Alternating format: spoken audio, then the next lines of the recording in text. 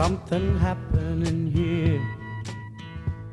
By August of 1968, there were several trains of unrest in the country on a collision course just looking for a place for the wreck to happen. Racial tensions had been exacerbated by the assassination of Dr. Martin Luther King, and protests against the Vietnam War were increasing in frequency and intensity.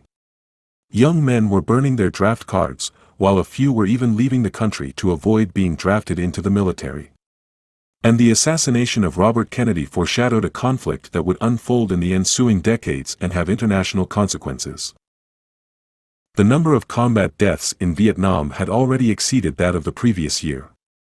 The Tet Offensive had convinced many Americans that the war could not be won without a drastic escalation by sending more soldiers and expanding the war into the neighboring countries of Laos and Cambodia.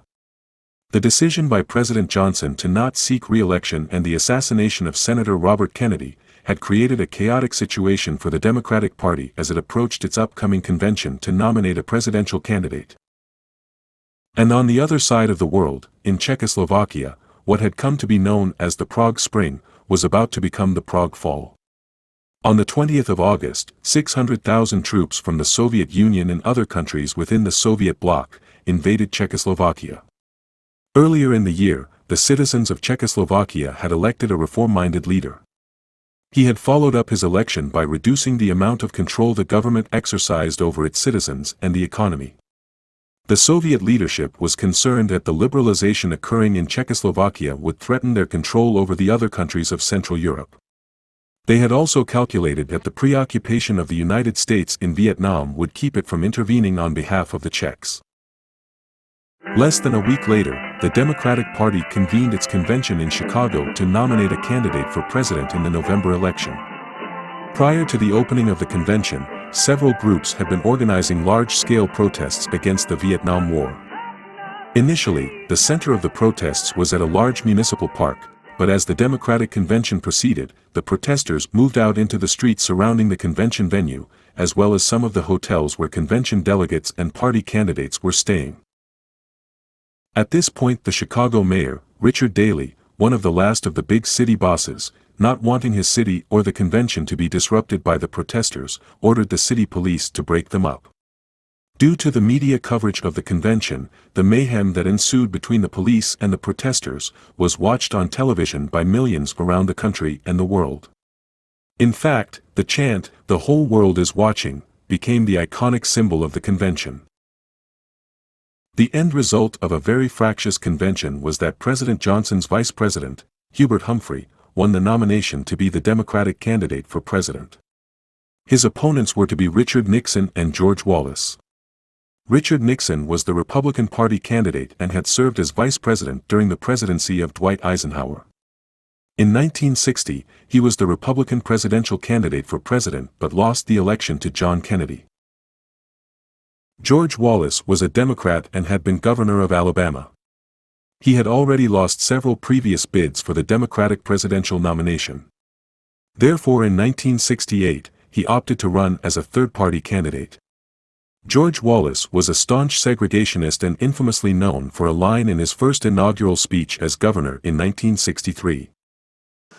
In the name of the greatest people that have ever trod this earth, I draw the line in the dust and toss the gauntlet before the feet of tyranny, and I say segregation now, segregation tomorrow, and segregation forever.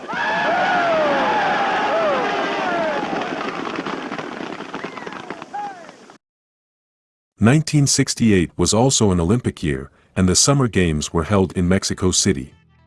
At the awards ceremony for the 200-meter race, another iconic symbol was seen by millions around the world. The race had been won by Tommy Smith, with his teammate John Carlos winning bronze. During the playing of the Star-Spangled Banner, they bowed their heads and raised a fist clad in a black glove, in what was known as the Black Power salute. In contrast, a few days later, George Foreman, after winning the gold medal heavyweight boxing event, waved an American flag as he celebrated his win. When asked about it later, he said he wished he had had two flags to wave.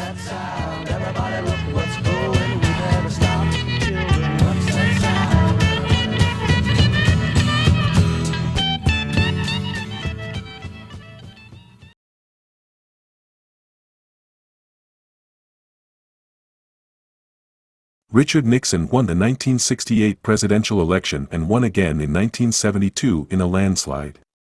This was the last time any presidential candidate won the election with over 60% of the popular vote. During the election campaign, on June 17, 1972, a group of 5 men broke into the offices of the Democratic National Committee, located in the Watergate complex in Washington, D.C. Their intent was to photograph DNC campaign documents and plant listening devices in the DNC offices. Signs of a possible break-in were discovered by a Watergate security guard who then notified the D.C. police.